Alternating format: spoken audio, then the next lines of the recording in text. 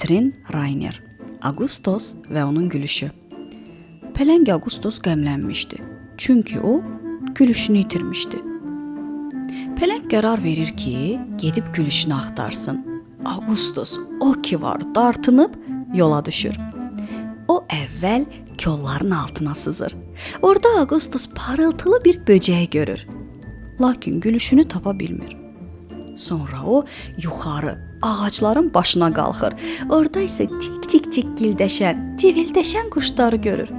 Amma gülüşünü yenə də görə bilmir. Ağustos axtarır, dayanmadan irəliləyirdi.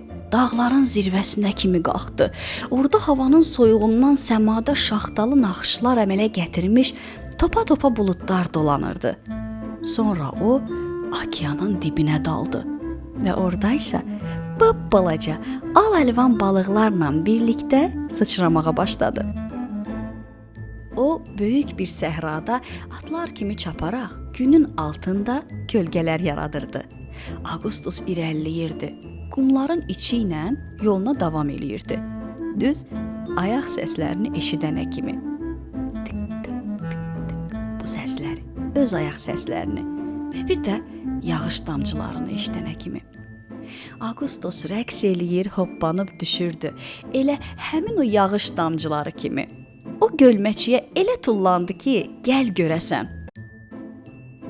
Sonra Ağustos yenə yoluna davam eləyir və qarşısına bir dənə də gölməçə çıxır. Böyük, gümüşü mavi çalarlarda bir gölməçə.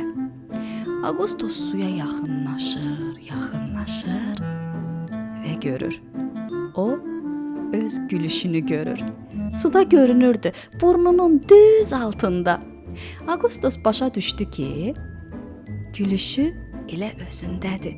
Sən demə heç itirməyibmiş.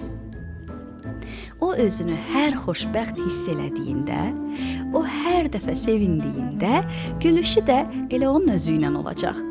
Bunun üçün o balıqlarla rəqs eləməli, dağların başına qalxıb ətrafı seyr eləməli, oradan düşdükcə dünyaya boylanmalıymış. Çünki xoşbəxtlik, sevinc elə ondan idi. Onun hər tərəfini bürümüşdü. Pələng halından çox razıdır və artıq yoluna gülüşü ilə davam eləyirdi. Sevinə-sevinə, hoppana-hoppana.